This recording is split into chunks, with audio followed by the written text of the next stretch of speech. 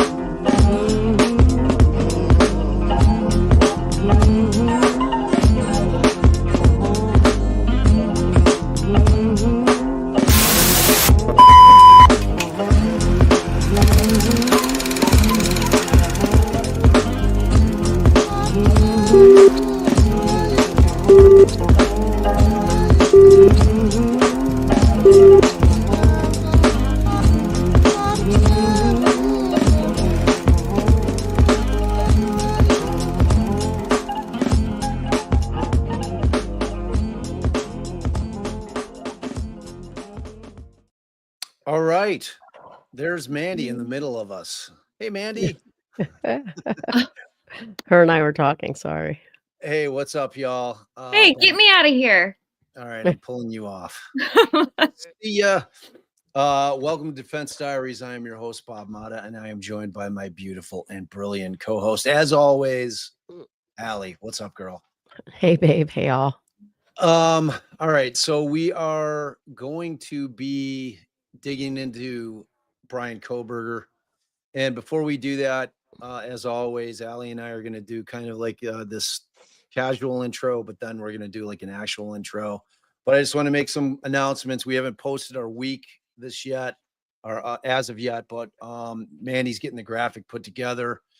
I was still trying to get the people lined up. So got a good week ahead of us with some nice guests.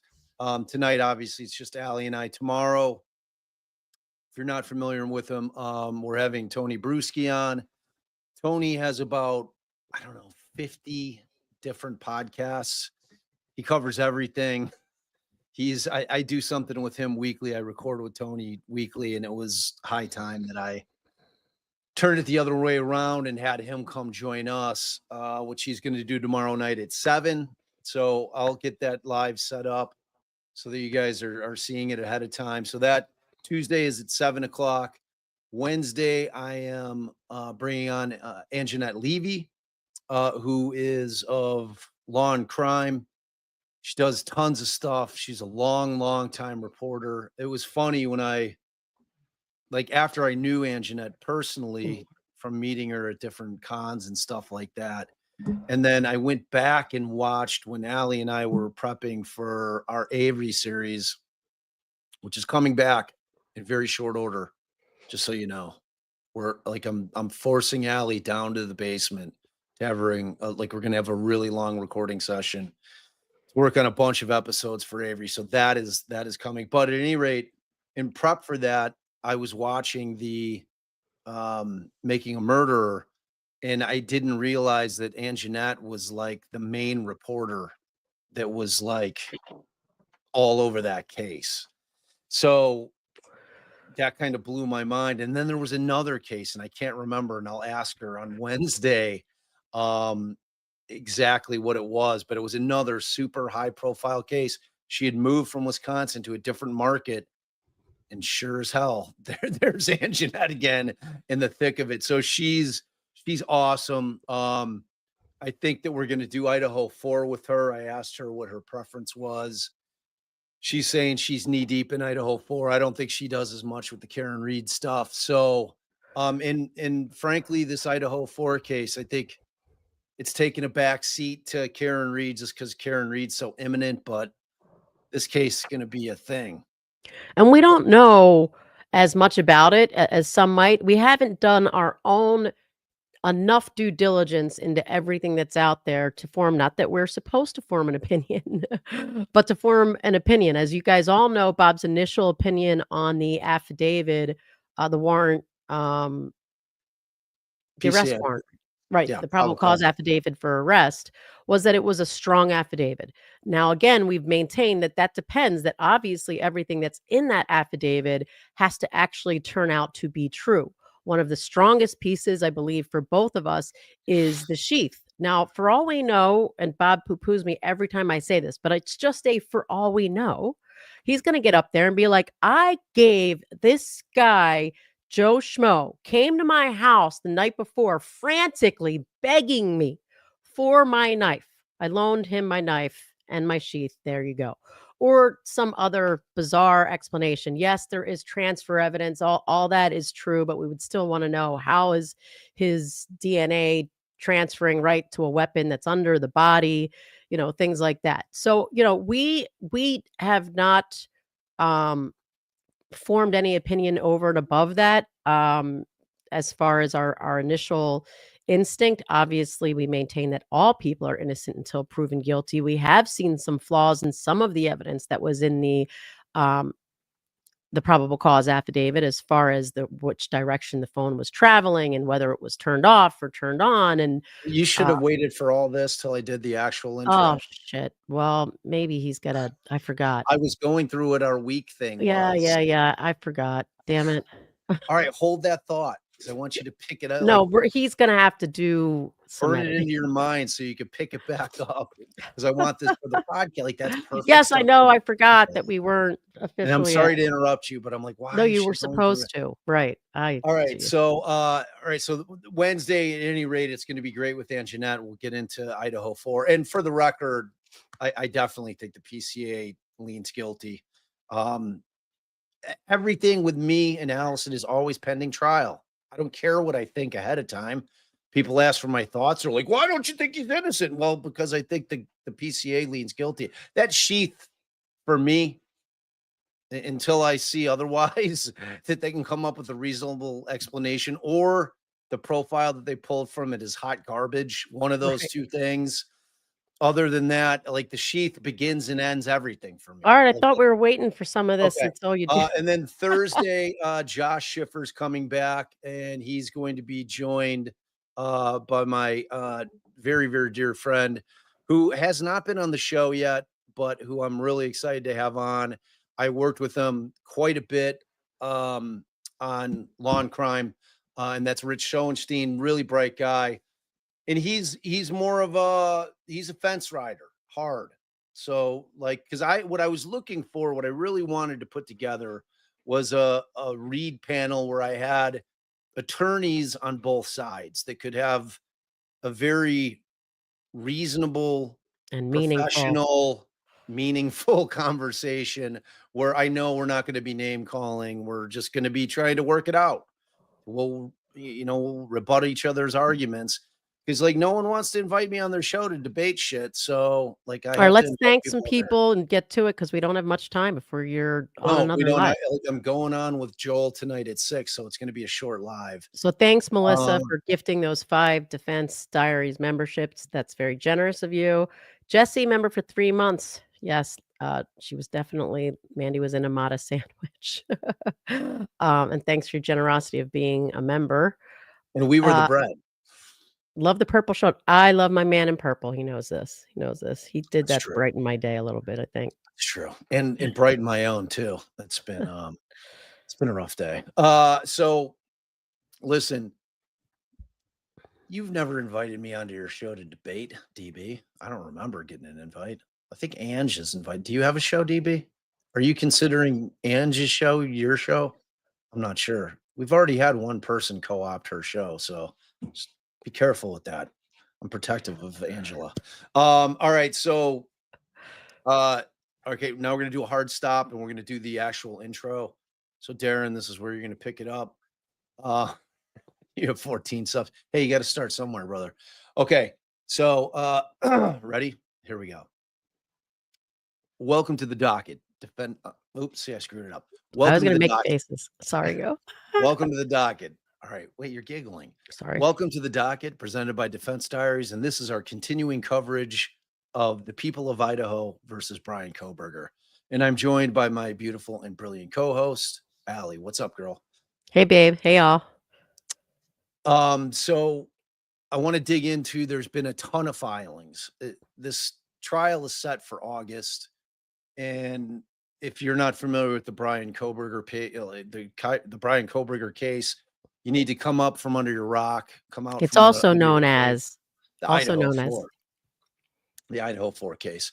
So, but trial is set for August, and by all accounts, it appears that they're going to be trying this case in August.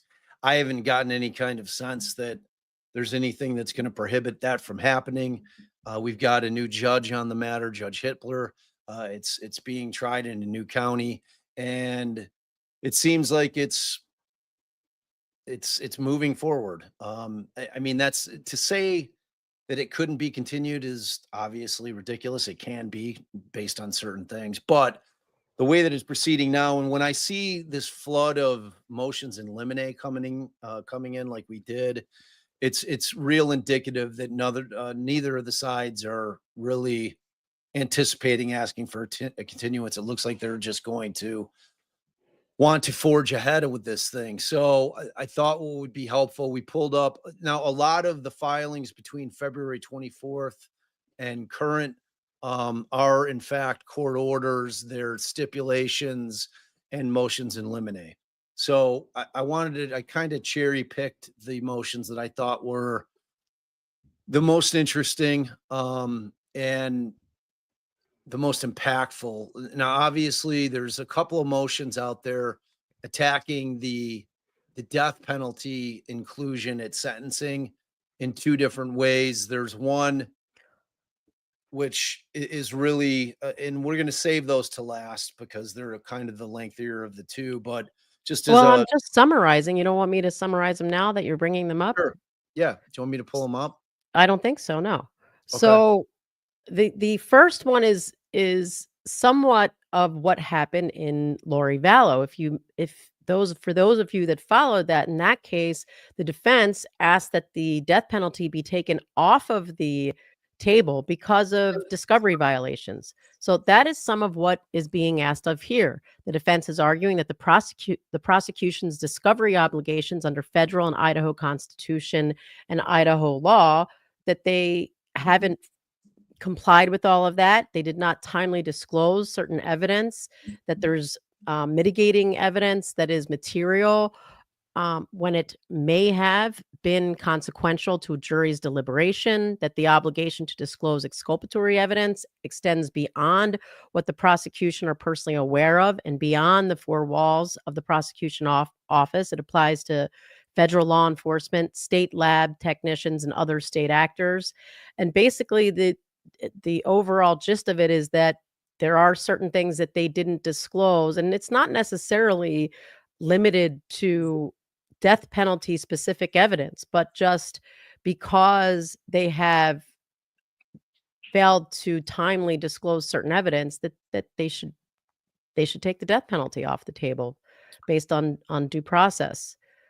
Now, did they get into exactly what they had been waiting? There was a massive battle over getting the IGG stuff, which in all honesty can't really be put, directly at the feet of the state because it was being litigated. The state was not wanting to turn it over. They obviously litigated the hell out of that particular issue. And ultimately, I don't know that they ever got everything that they wanted with it. So a lot of what they're complaining about is that exculpatory material is contained in voluminous amounts of electronically stored records. They're saying that that's a violation of Brady, because doing nothing more than just like turning it over in a huge dump like that doesn't let them know where things are. So that was part of the issue. They said that vast electronic records, um, you know, have just been turned over like in bulk, sort of like an open file disclosure of several hundred millions pages of discovery. And that the courts have said that that's not sufficient. They said that the state has not timely produced indexed or identifiable portions of contents relating to 67 electronic devices and warrant returns it intends to rely on. Yeah, I mean, for me, and as DB aptly notes, and they had written up a motion regarding this as well, that the amount of data that was provided to them, as you were talking about millions of documents, quite literally, like, people use the word millions all the time in, kind of in jest, but this is literally a situation, and there's just no way. They don't have enough lawyers. They need a team of 50 lawyers to be working 8 to 10 hours a day looking through everything to get through all of it. And the So, defense points out that reviewing discovery is only the beginning of defense counsel's obligation.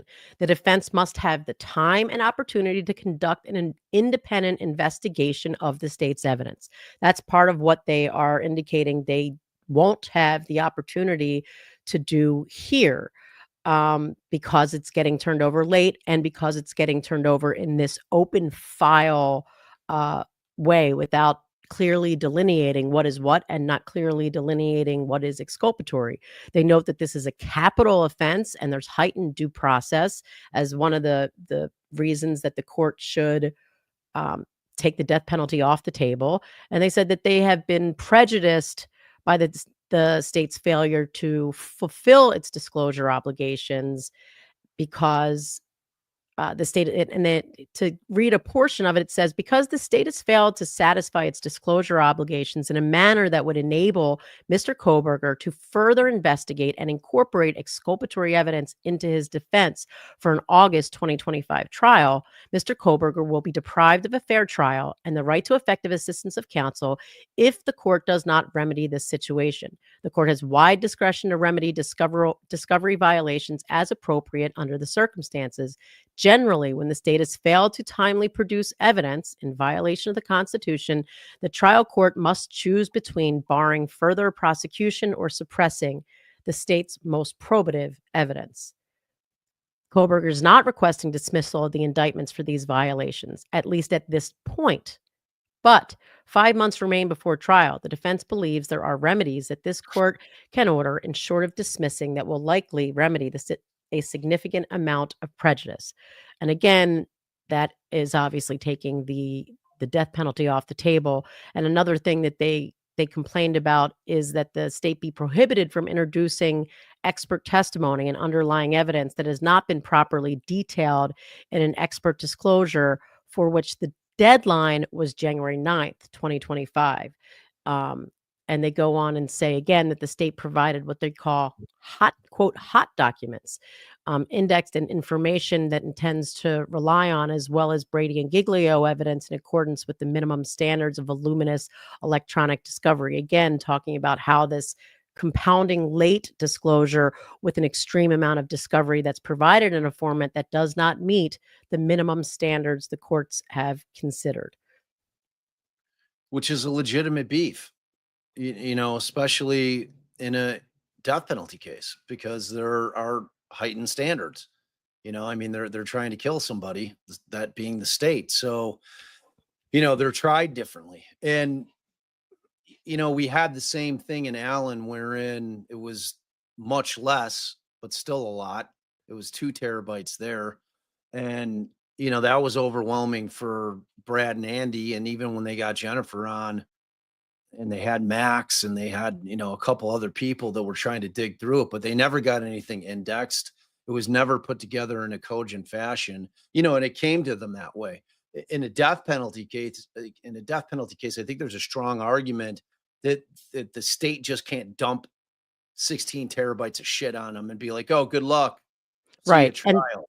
And the closing argument there is, and I'm going to read this from the motion itself. Though counsel could proceed to a non-capital trial in making strategic decisions about what to follow up on in the limited time frame, counsel will not have time to complete the type of investigation that would be necessary to meet the required heightened reliability standard in death penalty cases in light of the late disclosures and mountains of discovery. Precluding the death penalty is therefore necessary to enforce Mr. Kohberger's constitutional rights.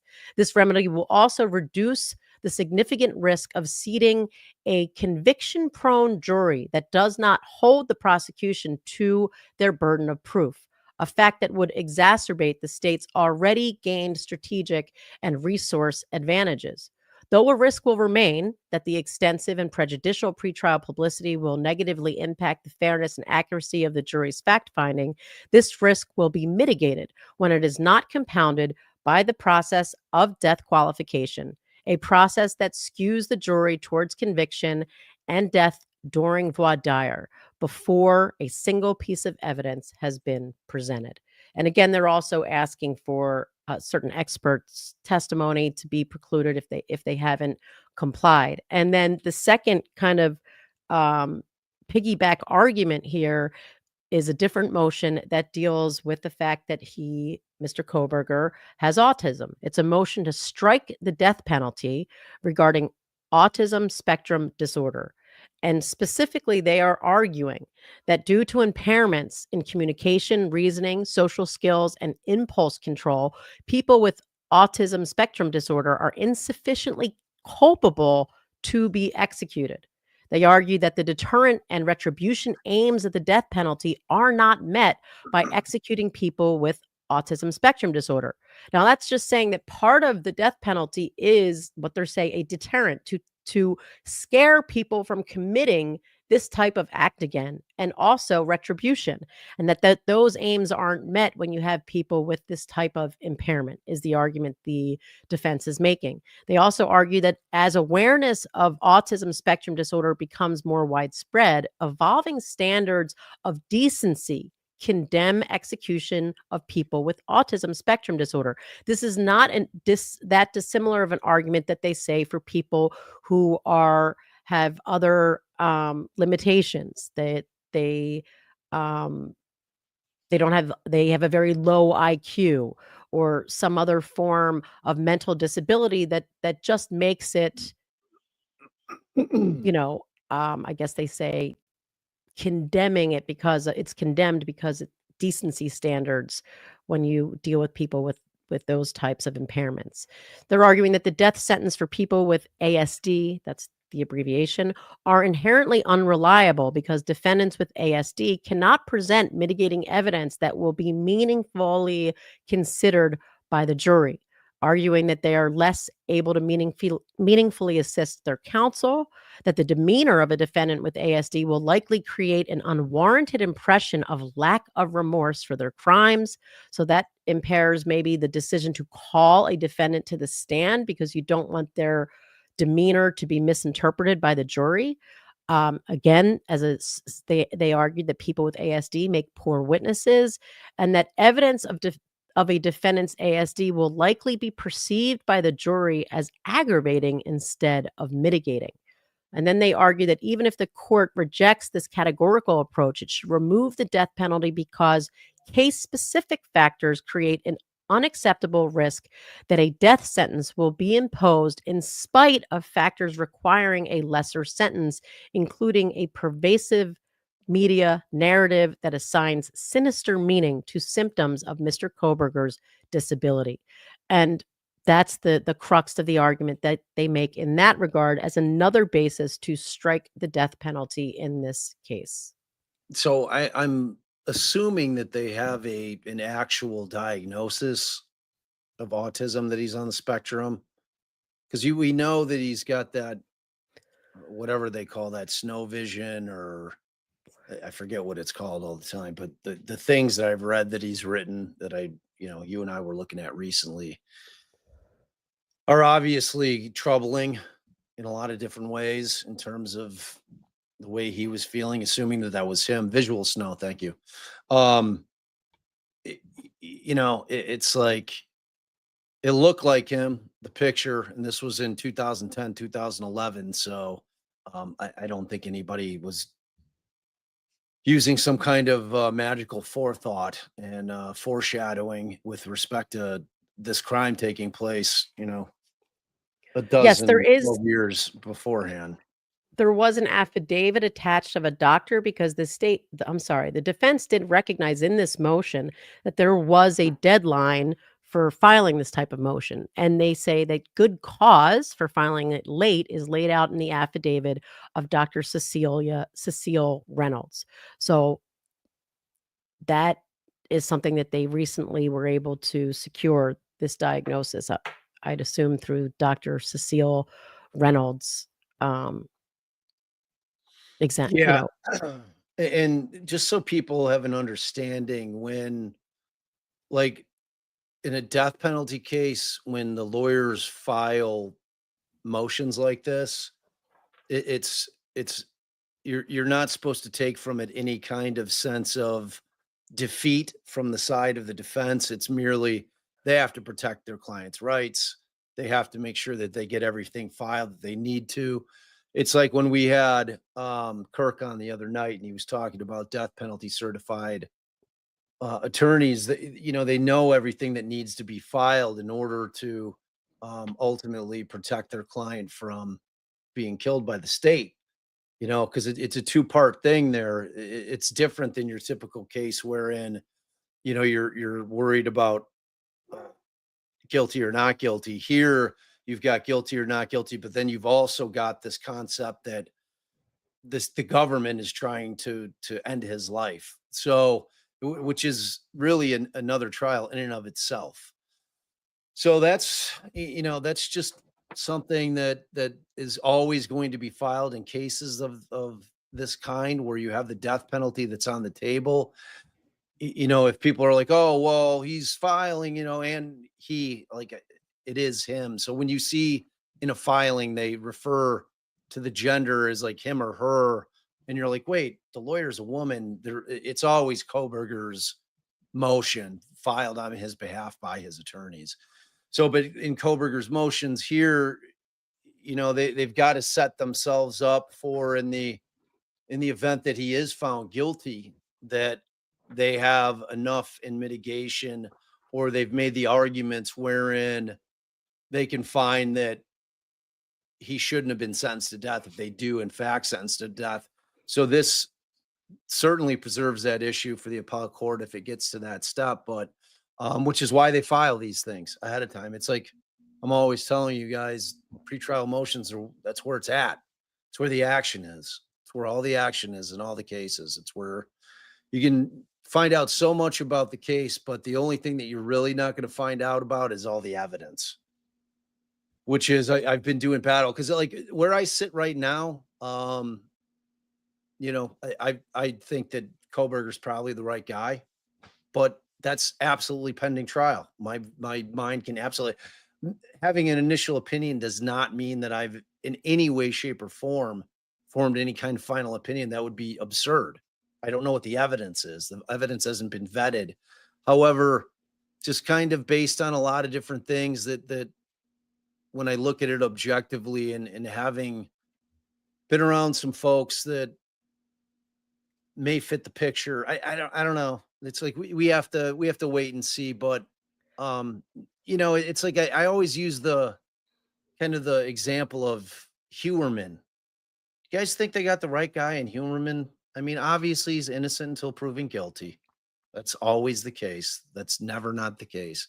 However, if you look at what they've built in terms of a case against him on its face, I mean, it's a Allie, like, strong case it's a strong case on paper, but obviously is innocent until proven guilty.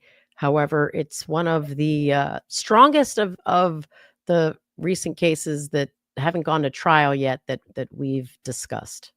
yeah, I mean, I feel pretty confident they got the right guy in Huerman. I feel pretty good. I feel pretty good that they got the right guy in Steven Stearns. It's always pending trial, though. Like, we're allowed to have opinions. It's what I'm always telling people. We're all going to form an opinion, whether it's to innocence or guilt, early on. No one should ever be forming a final opinion on any case until after trial, if there is a trial. Like, it's human nature to think, oh man, they got that son of a bitch, but just don't have that be like, oh, I'm dying on this hill. Like, this is like, I think he's absolutely innocent, or I think he's absolutely guilty. Well, you haven't seen the evidence. So you can't be absolute on anything. And even after a trial, sometimes it's really hard to be absolute on anything. So it's like I kind of refuse to get into the debate. Just in my opinion, and you can take it or leave it. I really don't care. I think that I tend to think that they got the right guy here. Like, otherwise, there's a psychopath wandering around somewhere. And that scares me because this was some brutal shit. All right, so I also want to pull up like at this point I think everybody's seen um the redactions of the text messages in the 911, but I think it's worth just kind of whipping through them real quick. So this is the 911 call. And for those listening who maybe don't know what it is you're referring to, why don't you be more specific? Okay, so this is the state's motion to eliminate, which is redacted regarding a 911 call. And essentially, what they've done is they're seeking to admit the recording and the transcript of the 911 call that was placed on November 13th of 2022. At this point, that is the infamous 911 call because of how long after this took place with surviving victims in that house that it's always been problematic, and beyond that we know that there were people in that house running around doing god knows what, contaminating the crime scene. So I mean that, and I said it from the very beginning, that is absolutely going to rear its ugly head based on just the fact that the defense is going to be attacking how can you trust the processing of the scene when it was contaminated by these college kids, the frat boys running in there. And it's However, it doesn't really have any bearing on that piece of evidence that you find the strongest, Bob. That the fact that there is DNA on the knife sheath that is underneath the body. yeah, and the pushback I see online quite a bit about that is like transfer DNA, it's the worst. And it can be. It can be. And Transfer that's why DNA. we're gonna wait to see what the Right. DNA actually looks like when it's presented at trial. But for now, based on what they have at least said, it's there what's the explanation for his touch DNA somehow getting transferred onto that sheath? Yeah, and almost all DNA is transferred. So like transfer DNA isn't necessarily even the right term. A lot of people use it. I mean, if you bleed onto somebody else, that's transfer DNA. If you like are murdering somebody and your saliva comes out of your mouth and drips on them, that's transfer DNA. Touch DNA can be can or cannot be powerful. I mean, if it really depends on how much DNA was left and what kind of profile they put Right, together. and how they enhanced it and, you know, made it, if it's a low level, made it strong enough to test, and what they used. We definitely have seen what we refer to as, like, black box DNA, where they just don't even show you the work, and they're Yeah, like, "Yep, we ran it through this, boop, out spit, yep, it's him." yeah, And because they that's had highly problematic.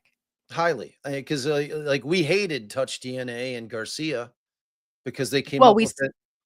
They came up with an absolutely hot garbage profile from it. Like but it, then like they had a right, black profile box, that right, but they had a profile that would have meant nothing, that it could have been 1 in the jury pool, and then correct. they used what Bob and I are referring to as this black box testing that somehow transformed it from being any one of a given 12 jurors or any one in any other 12 people in the community to like one in a couple billion trillion or something like that because they used some method they couldn't explain. We weren't allowed to know how it worked. Trust us. Just trust us. Beep, boop, boop, beep, beep. It's him. Yeah, I mean, and like we didn't have the opportunity to have Carl Reich, who was our DNA expert, evaluate his algorithm and how he was able to deliver those statistics Right, and because the algorithm was protected. It's their protected intellectual um, property. intellectual property. So none of Right. us get to know how it works. Just trust them. Doot, doot, beep, beep, boop. Trust us. Yeah, garbage in, garbage out type shit. So, so in that case, we were able to get the at least that profile kept out at trial, but the judge then turned it around on us in that case. It's like, okay, And well, didn't let certain I'm going exculpatory evidence in from our expert. oh, wow, that's exactly what I was saying. Sorry. Okay, so this particular motion again is pertaining to them wanting to get the 911 call and as well as the transcript in. And obviously you've got the concept that it's hearsay. Um, but as far as the requirements for hearsay statement to constitute an excited utterance, which obviously this would fall under that. It's got They to be a typically startling. Okay, go. no, No. I mean, you keep interrupting me, so just say what sorry. you're gonna say. No, I'll wait till you finish your sentence. Okay, that awesome. Don't blame me for yelling at her. She like I never interrupt. I'm pretty good about not doing that. The statements for a hearsay statement, the hearsay statement to constitute an excited utterance are a startling occasion, two, a statement relating to the circumstances of the startling occasion, three, a declarant who appears to have had opportunity to observe personally the events, and then four, a statement made before there has been time to reflect and fabricate. And I was just gonna say that is something that they typically rely on, with these 911 calls, that it's an excited utterance.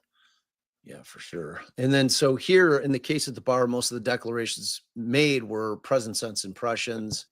HG, who we're assuming is one of the frat guys, located the unresponsive body of Xander Kernodle and informed Bethany and Dylan to call 911. So, I mean, the reason this is interesting is we're starting finally to get a little more um, in terms of what happened. So we had always kind of heard that they were saying that they thought she was passed out. In my mind, I'm like, there's blood like everywhere. How can anybody think that she's passed out? Like honestly, but I mean, you never know. They're college kids. Whatever's going through their minds at that time, I'm sure they're freaking out. Right, I So guess you can't tell if you're unless you're there, but yeah, obviously my initial instinct was, "Wait a minute, isn't there a lot of blood all over?" But I don't know, it could just be, like, the shock of seeing something like that and maybe not, um, interpreting all of the surroundings, who knows? yeah, and so all declarants personally perceived the event, i.e., that Kernoodle was unresponsive. The majority of the declarations were describing to the dispatcher, Carolina Calvin, what they were perceiving, i.e., presence and impressions. Those statements relate to Kernodle being passed out and not waking up. The declarations were made after HJ discovered the body. So some declarations made would be considered excited utterances. Those statements include, oh, and they saw some man in their house last night. Yeah. And as well as the heaving, breathing, and crying that could be heard throughout the call. The declarants were responding to a startling occasion, discovery of an unresponsive roommate. So that's 2 different issues, right, babe? You've got somebody saying they're trying to throw in this, "Oh, and they saw some man in their house last night." First of all, that's double hearsay. That's the person saying back what someone else told them. That is not during the start. Would be a different thing if it was right after they saw the man in the house and the person who saw them calls, "Oh my god, I saw someone in my house." That they are talking about a startling event. Here you've got that's an issue. You can't have the someone else saying, "Oh, and they saw." Right there, that tells you that's double hearsay, and that's an issue, and they're trying to piggyback the startling event of having just observed the body or found the body to the other portion of the communication, which is no, that's a no-go right there. Yeah, for sure. And I think that might be an issue for him because him talking about them having a excited utterance isn't an excited utterance.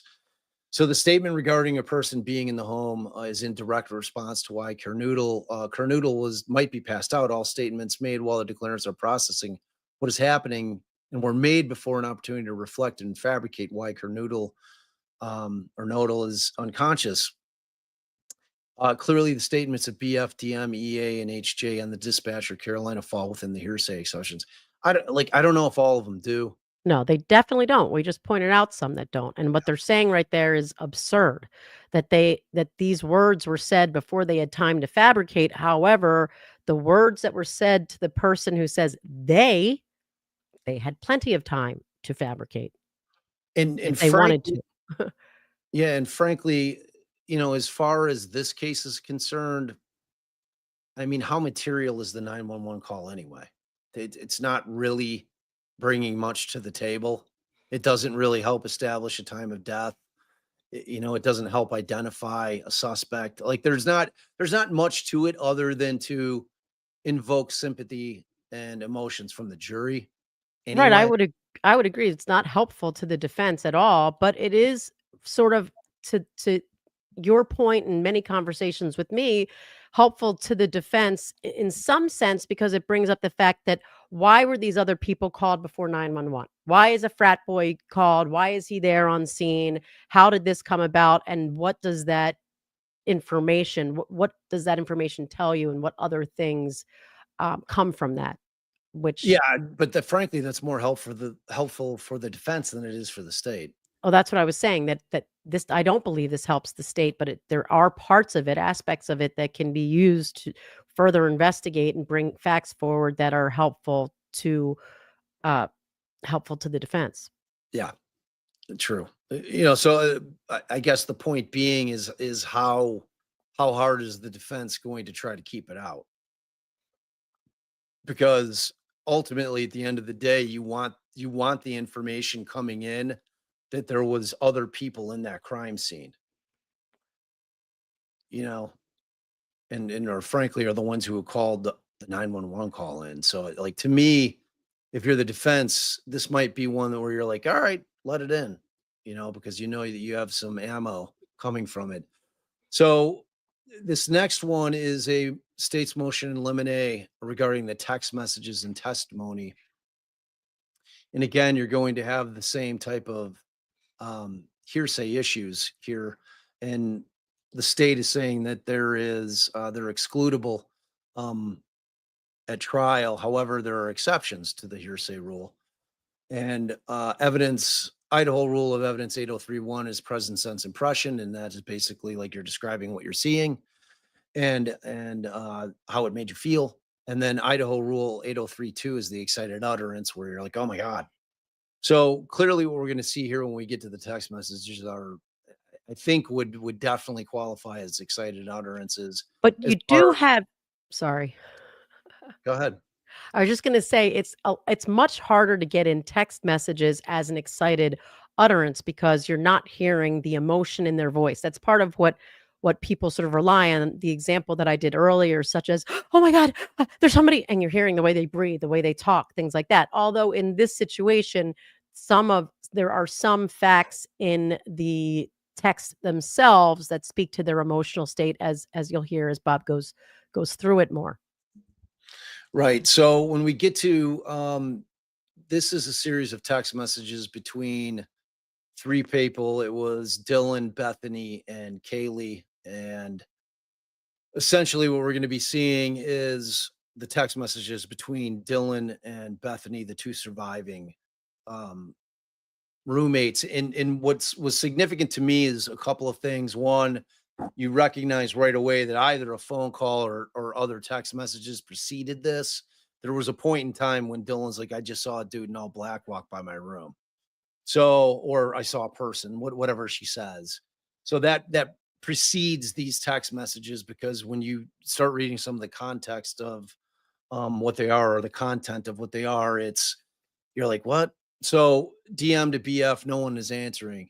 I'm sorry, babe, can you start with the time? Yeah, this is from 42208 to 42427, and this is between Dylan and Bethany. And that's AM, right? That is AM. So this is presumably right after the homicides occurred. So DM to BF, no one is answering. DM to BF, I'm really confused right now. DM to Kaylee. Kaylee, DM to Kaylee again. What's going on? BF to DM. Yeah, dude. What the fuck? BF to DM. Xana was wearing all black. Now that right there, like, and obviously we'll hear whatever Bethany was thinking at trial with respect to that. Is that like if there's two 18, 19-year-old girls that are kind of freaked out in a house and they're trying to kind of like talk themselves down, it would make sense to me. And that's why I'm saying we know something preceded this, probably a phone call where she's like, oh my God, somebody was just in the house, somebody in all black. Right. And then Bethany's like, well, hold on a second. Like Xana was wearing all black. Is it possible it was her? Just is kind of like trying to walk her back from, Freaking out. completely freaking out, which doesn't help. As you can see in the next text, she says, I'm freaking out right now. And Dylan says, no, it's like a ski mask almost. And then see, but like we're missing something. It's like it's almost as if they're on the phone and texting at the same time. Well, no, here this sort of follows from what you've said. Xana's wearing all black, followed up with "I'm freaking out right now." DM says no. It's like a ski mask almost. So in response to, well, was Xana wearing all black? And then BF responds, F, shut the Yeah, F up, F right. STFU. And then Bethany says, actually. So DM to BF, like he had something over his for his head and little in mouth. And there's a typo there. DM to BF, I'm not kidding, and I'm so freaked out. So BF to DM, so am I. DM to BF, my phone is going to die. Fuck. BF, come to my room. BF, run. BF, down here. Okay, so all the declarations are present sense impressions and excited utterances. This is supported by DM's grand jury testimony, where she indicates she just witnessed a startling event, i.e., heard noises in the residence and saw an unknown male in the residence. The declarations indicate both BF and DM are trying to make sense of the startling event contemporaneously or immediately following the startling event, i.e., no time for reflection or fabrication, which is in the law why they consider excited utterances to be reliable, because people Right. don't have time to think up the lie. Right. And I would say with that series of messages that you just sent, that I would think that those do qualify as an exception. It does show that they were emotional, they were startled, it was contemporaneous, all of those things. Although, as you pointed out, there's some holes in it because there was some other conversation, but that's neither here nor there, and that can be resolved, through testimony. Yeah. Like, again, a lot of this, I don't know how material it is in terms of the trial itself, in terms of us getting some facts that we were not aware of and that we were all speculating on. I mean, to me, like one of the things that I attacked very early on in our straight podcast coverage of the PCA was the fact that I had never heard of the phrase frozen shock phase. I looked, it's not in the DSM, it's not a real thing. It sounded like some cop made some shit up and just said, and we know now she was making phone calls, she was texting, she wasn't in some frozen shock phase. But So babe, what about at the moment the person passes her? Couldn't she have been in a frozen shock phase at that moment, at the moment of the passing of the person? yeah, but I'm only yes, the answer to that is for a moment or so, but she's clearly not at 422. Right, if they were trying to extend that into why she didn't call 911 then, Which is you're exactly right. what I think they were doing. I mean, if you're law enforcement and you know that that scene has been tampered with. See, and the other thing that I thought is that Bethany was sleeping the whole time. Now we know that she wasn't. So we've got two. And you know who didn't see the person with bushy eyebrows and who still may be a little freaked out, but not clearly as freaked out as Dylan, is Bethany. So you have two surviving roommates, neither of which decided to call 911, which begs the question why. And like Tony Bruschi, who's coming on the show tomorrow, brought up a really interesting point and a good point. He's like, look, man, we live in a time of different communication. Like back in the day when we didn't have cell phones, when our communication was severely limited, and we had our group, of friends that we would have to pick up and call, be like, hey, on a regular phone, a landline, be hey, like now you have group texts, you have so many different ways to communicate. You kind of get that sense where I'm not real excited about the concept of calling the police to come into my house at 4:30 in the morning for maybe a myriad of reasons. And I'm just going to talk it through with my friends because now that we have such a different way to be able to communicate, which really resonated with me. I mean, that makes sense. I mean, the other part is, I mean, who knows if they were worried about them finding shit in the house, So I mean, to Bob's point and to some of our viewers' comments, if this frozen shock phase was what the state was relying on to explain why there wasn't a phone call for 8 hours, to Bob's point, all of these continuing messages show there's not a person still frozen in shock at that point in time. And also to your point, Bob, is why we were saying this is somewhat helpful to the defense, although again, it depends on whether that DNA evidence is as meaningful as the state is holding it out to be right now. Why didn't they want people in the house? And is that why? An explanation for how there could have been other people in the area, in the home, that wanted to possibly harm the people in the house or were looking for something they wanted in the house, and that another explanation for how these horrific events could have occurred. yeah. And I think at trial, what ultimately is going to end up coming out is that Bethany was a lot less freaked out. Remember, she was down in the basement. She was on the first floor, which I'm assuming is the basement, or maybe it's just the first floor.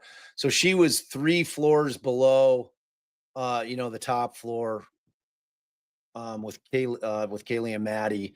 And then, she was a floor below with Ethan and Xana, and then Dylan. So Dylan's freaked out. I think Bethany is probably a trial going to be like, I wasn't as freaked out. I get that Dylan was, but I didn't think it rose to the level of calling the cops. You know what I mean? I think it's going to be something like that, as opposed to, I mean, like, people have taken this thing into bizarre areas where, like, oh, like, I think DB like wants to make an argument that he thinks that maybe the roommates had something to do with this. And it's like, I'm not willing to go there.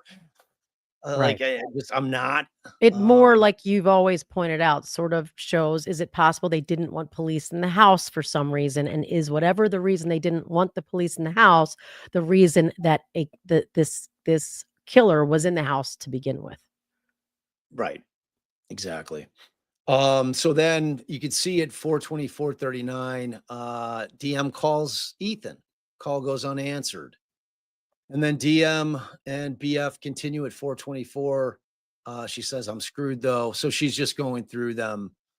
And then at 10:23 in the morning when they wake up, and that's AM, DM sends a text to Kaylee, says, please answer.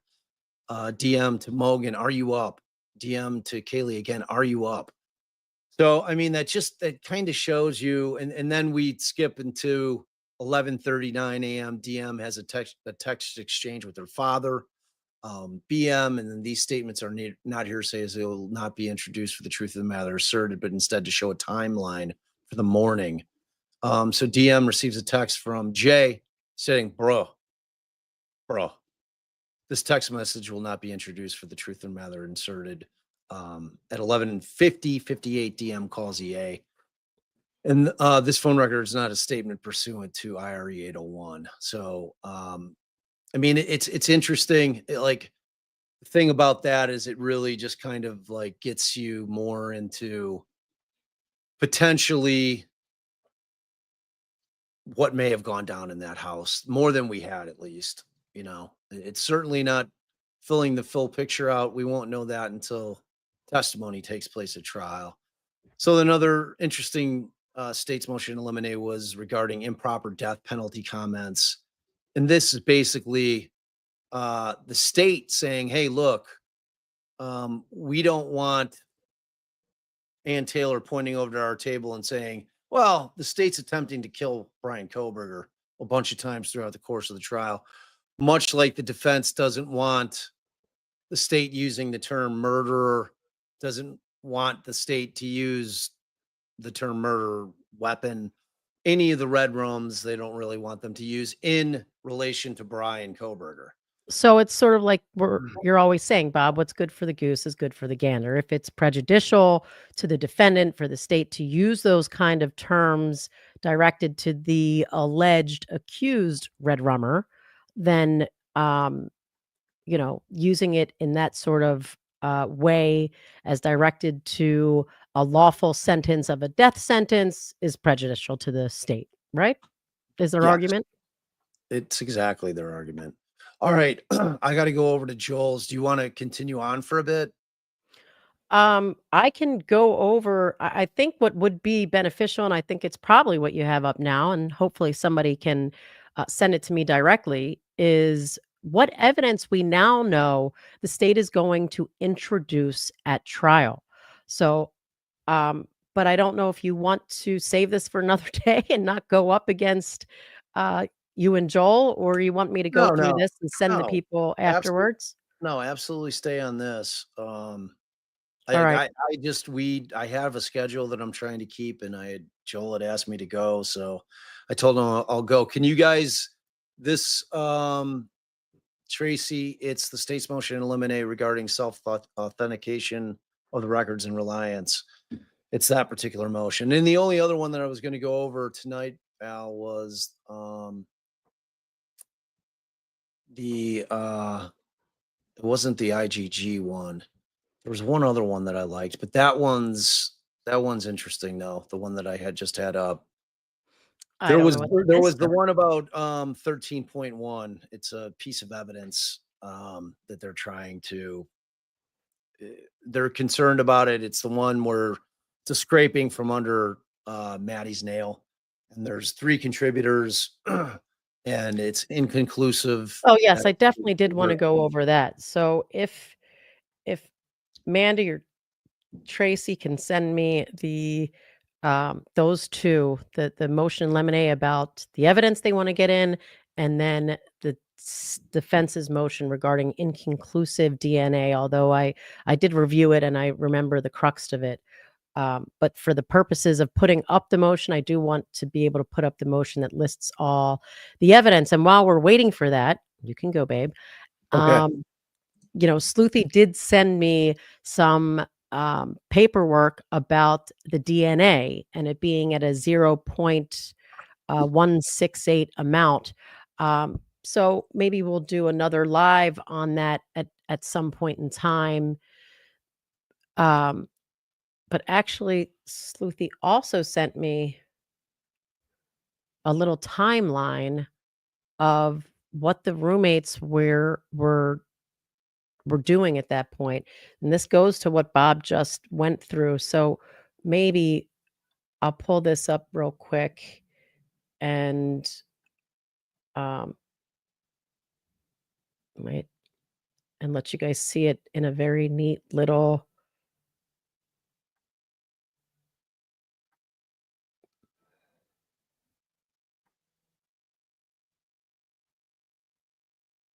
flow chart, so to speak, for lack of a better word.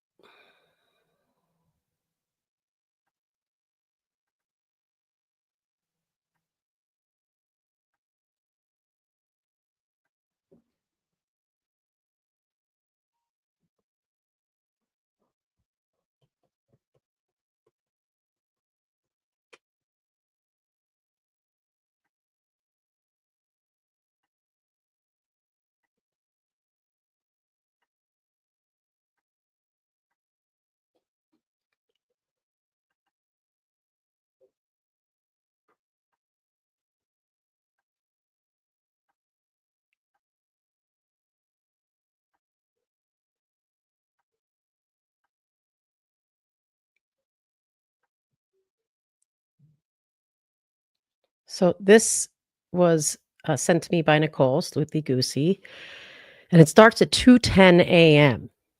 Dylan texts Eric, a private driver, to ask if he's driving.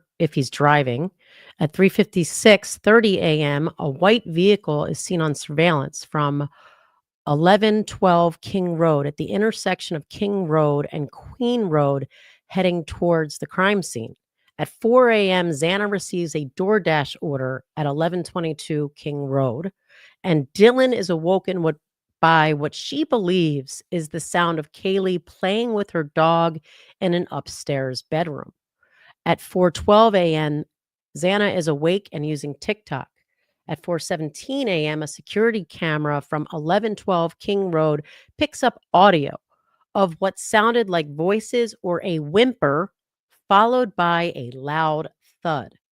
At 4:19:07 a.m. to 4:21:50 a.m., Dylan calls Bethany, Kaylee, Madison, and Xana. All calls are unanswered. At 4:47 a.m., a white vehicle is seen on surveillance from 1112 King Road at the intersection of King Road and Queen Road, headed away from the crime scene. From 4:22 a.m. to 4:27 a.m., Dylan texts Bethany, no one is answering. Dylan texts Bethany, I'm really confused right now. Dylan texts Kaylee, Dylan texts Kaylee, what's going on? Bethany texts Dylan, yeah, dude, WTF. Bethany texts Dylan, Xana was wearing all black. Dylan texts Bethany, I'm freaking out right now. Dylan texts Bethany, no, it's like ski mask almost. Bethany texts Dylan, STFU. Actually, Dylan texts Bethany like he had something over his head and little mouth. Bethany, I'm not kidding. I am so freaked out. Bethany texts Dylan, so am I. Dylan texts Bethany, my phone is going to die. Fuck. Bethany texts Dylan, come to my room. Run down here. At 4:24:39, Dylan calls Ethan unanswered. At 4:24:58 a.m., Dylan texts Bethany, I'm screwed though. At 4:25:16 a.m., Bethany texts Dylan, yeah, I know, but it's better than being alone. 4:27 a.m., Dylan calls Kaylee unanswered. 4:28:44, Dylan calls Xana unanswered. 4:32:57 a.m., Dylan texts Kaylee, please answer. Dylan texts Kaylee again, please answer. Oh, no, I'm sorry. At 4:23:23 a.m., Dylan again texts Stephanie, please answer. She texts Maddie, are you up? And Kaylee, are you up? At 11:39, Dylan texts her father. At 11:55, Dylan receives a call from, quote, Jay that says bro. At 11:58, Dylan calls EA. 11:51:01, Dylan receives a text from Jay, and Hunter locates Xana's unresponsive body and tells Bethany and Dylan to call 911. And that's somewhere between 11:51 a.m. and 11:56 a.m. when a 911 call is placed from Bethany's phone. At 1:04:01 p.m., Dylan receives a vandal alert. So that is an amazingly great timeline put together by Sleuthy Goosey, or at least provided to me by Sleuthy Goosey, and it goes through all of the text messages and calls that this state, in their motion that Bob just went over and read through, is trying to get in for the purposes that they stated therein. Okay, so let's switch over to the other motions that we spoke about. I'm going to go through the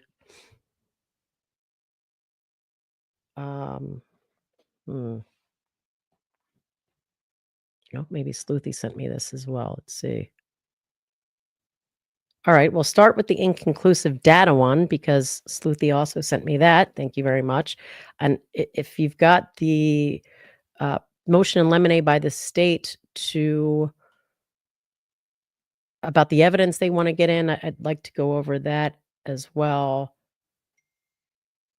So, and that's like a motion in limine regarding the evidence. Yes.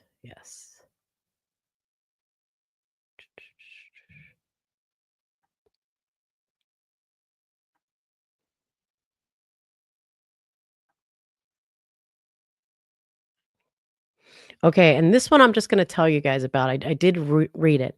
So there is inconclusive DNA evidence. And in my experience, and maybe it's not this black and white in Idaho, but inconclusive DNA where they couldn't, exclude or include to any relevant number the defendant, that's not supposed to be getting into evidence at all, because inconclusive can sometimes be taken by the jurors as well. It didn't exclude him. Inconclusive means it could have been him, and that is not a fair or constitutional a constitutionally valid conclusion for someone to make from inconclusive data.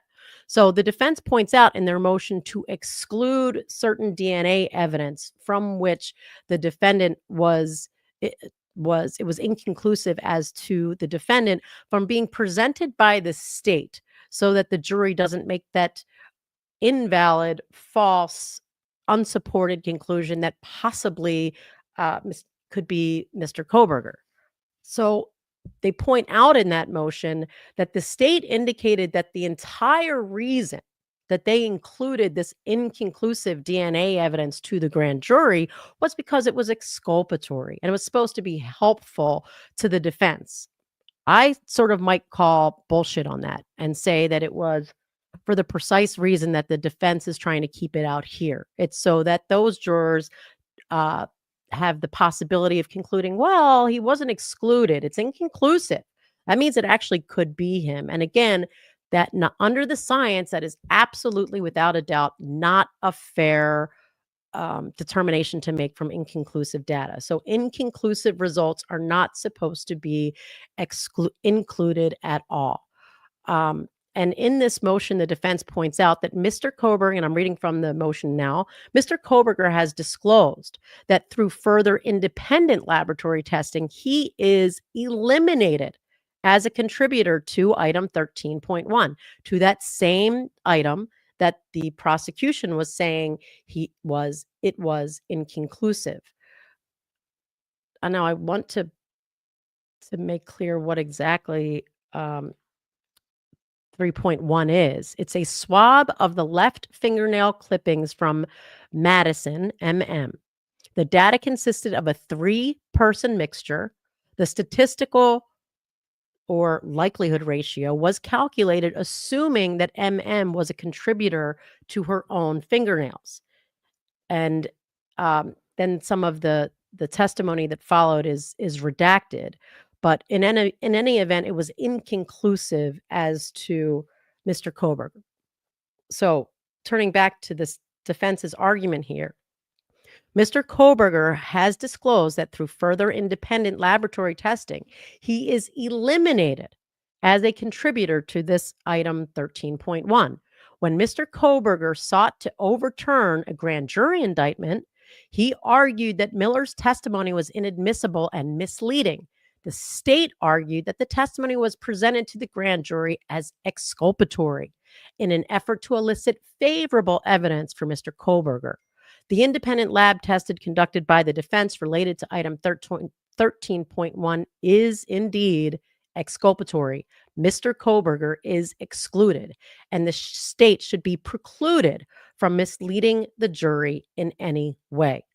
Now, in regards to this, if, for example, the defense wanted to put on the fact that he was excluded, that, of course, would open up the door for the state to argue, well, no, we're showing it was inconclusive. And I think that in that sense, it would be allowed. It doesn't seem to me that that the defense is necessarily,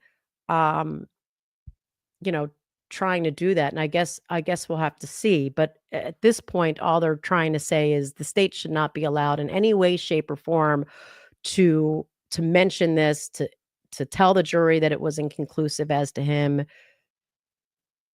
And that's kind of where it stands at this point. Now let's turn back to the evidence that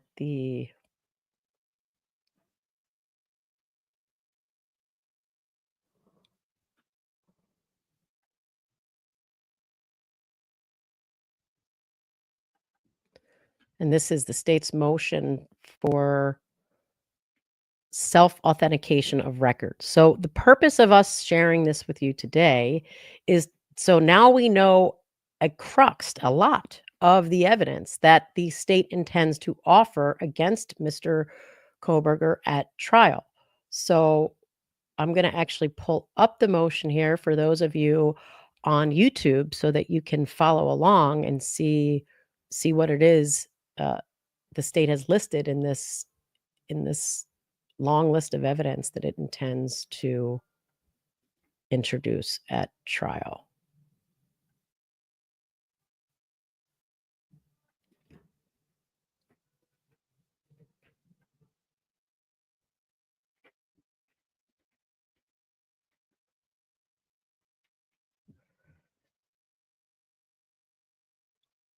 All right.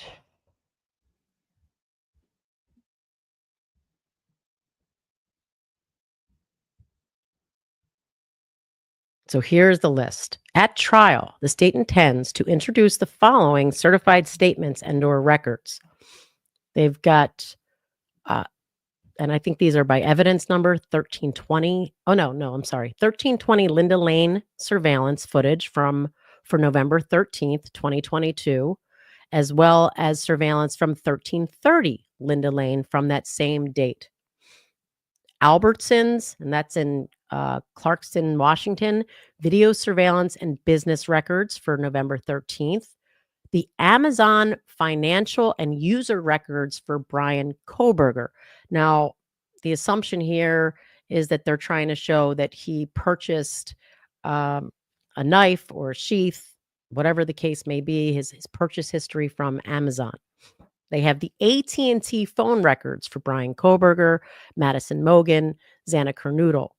The Bagel Shop video surveillance video for November 13th, 2020.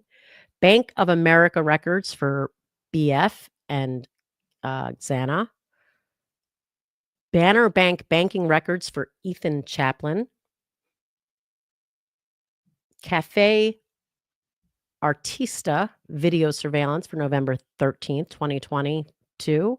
Corner Club video surveillance, same date. Oh, no, for November 12th to the 13th of 2022.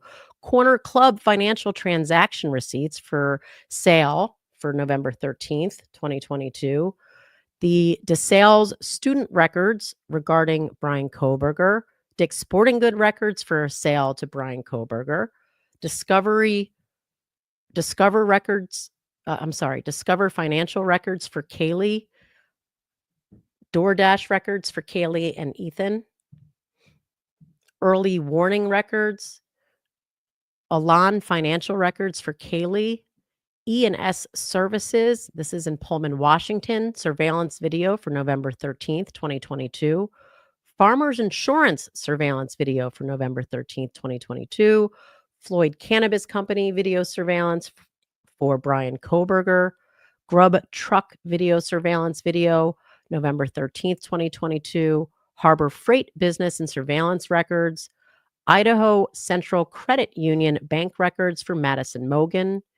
Indian Mountain Lake surveillance and records. Joanne Fabrics financial records. Latah County Sheriff's Office Deputy Darren Duke body cam on August 21st of 2022, and a citation from that same office on August 21st, 2022. Marshall's financial records for Bryan Kohberger. National Weather Service records for November 12th and the 13th. Numerica bank records for Kaylee. PayPal Venmo financial records. PNC bank records for Bryan Kohberger. Pentella data records. Pennsylvania State Employee Credit Union records for Bryan Kohberger. Petco financial records for Kaylee. Rite Aid financial records. Ross financial records. Sunset Mart surveillance video for November 13th. And Sunset Mart surveillance video for one in Moscow, Idaho for the 13th, November 13th, 2022, and one in Pullman, Washington for November 13th, 2022. Target financial records, TikTok user records for Xana, TJX financial records for DM, T-Mobile records for Kaylee and DM, Umpqua, if I'm pronouncing that right, bank records for DM, Under Armour transaction records for Bryan Kohberger, U.S. Chef Store in Washington, Clarkston, Washington, video surveillance for November 13th, Ulta financial records, Verizon phone records for Ethan, BF, JD, Walmart surveillance and financial transaction records for Bryan Kohberger, Washington Department of Motor Vehicles surveillance video for November 18th, 2022, and registration documents for Kohberger, Washington Trust Bank records for Kohberger, Wells Fargo Bank records for Madison, Winco financial records for Kohberger, Winco financial records and video surveillance for BF and DM, Kaylee, Madison, and/or Xana. Washington State University surveillance video for November 13th, WSU parking records. Then the state also relies on other evidence that they claim is not a statement, specifically because they're covered by an exception, talking about trustworthiness and material facts. But the point here is the evidence they're trying to get in under these exceptions. So I'm going to, and that pretty much covers all of it. They're saying that these records are self authenticating, so they don't need to bring a witness in just to get these in. They're also saying that they have guarantees of trustworthiness, that they're offered as material fact, that they're more probative on the point for which they're offered than any other evidence that can be issued or put forward for this, and admitting it will serve the purpose of the rules and the interests of justice. So for all of those reasons, that's the evidence they're trying to get in, and that's does give you a pretty good idea of what a lot of the evidence that, oops, I almost just left you guys instead of clicking stop screen. So that pretty much brings that to an end. Now I know that Mandy sent me an article about some DNA, and I just don't want to just go through it without sort of looking at it more thoroughly.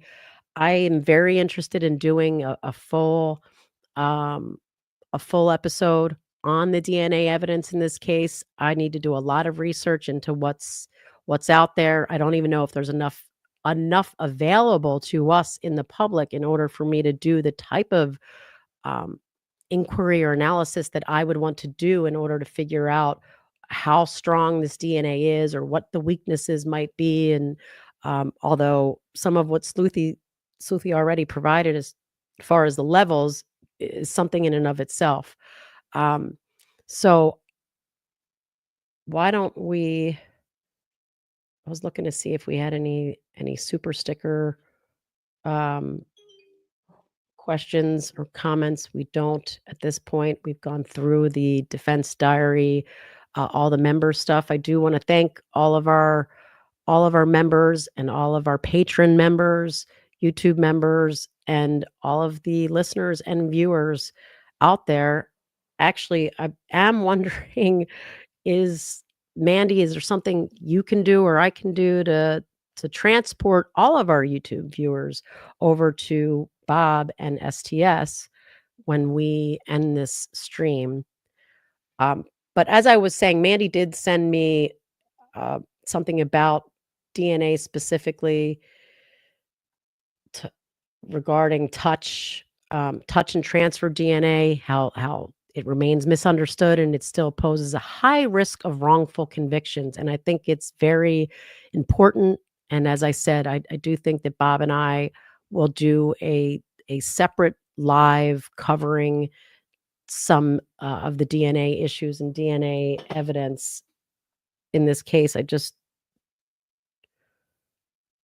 don't want to go through it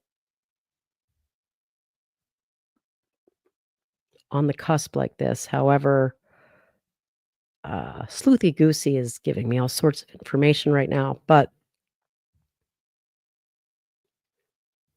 which is including that that they claim that it's a single source male profile.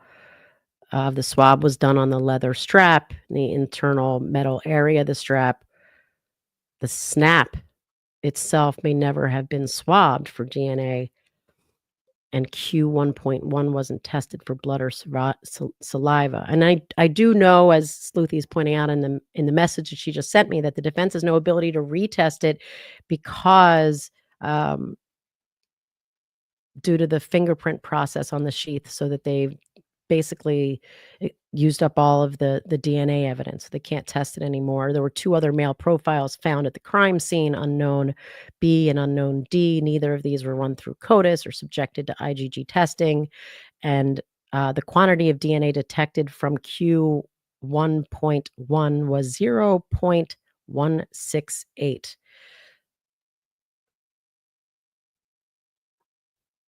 Also, that there was swabs on the stains on the back of the sheath tested presumptively positive for blood and was DNA tested. Kohberger was excluded from the sample, which was identified as a mixture.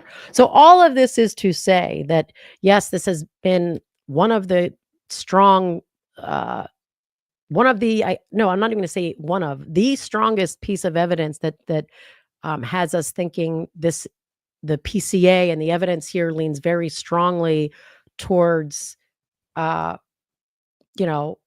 towards guilt, that it's keeping us from saying that this is a weak probable cause affidavit, and that the evidence here isn't as strong as it could be. Everyone is pointing out that there are a lot of issues with this DNA evidence, things that can't be retested. How was it tested? Was it amplified, meaning it was such a low level? And there are these unknown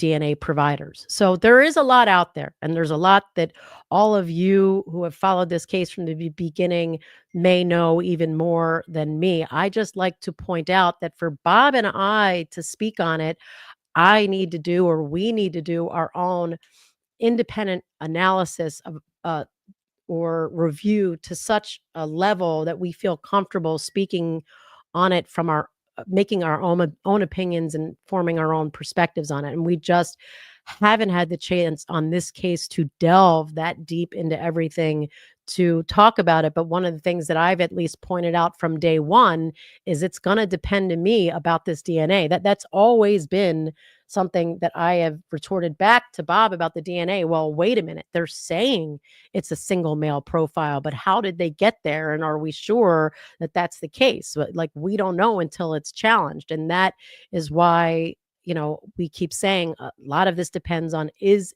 the evidence as it seems to be? Is what the state's putting out there what it is? And you've got situations where, like in the Richard Allen case, even if you took everything that the state was saying as true, we saw huge issues, huge things that say, wait a minute, this is not very strong.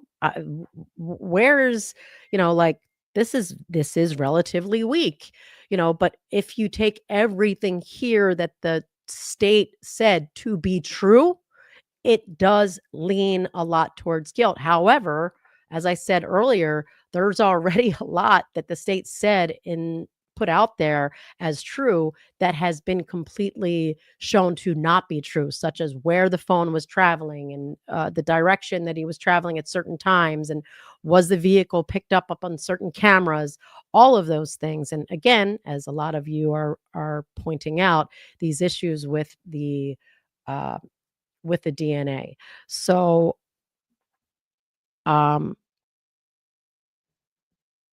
and one other thing that I know one of our viewers is asking here, Travis, who is a friend of the show, he provides us a lot of information, does a lot of legal research.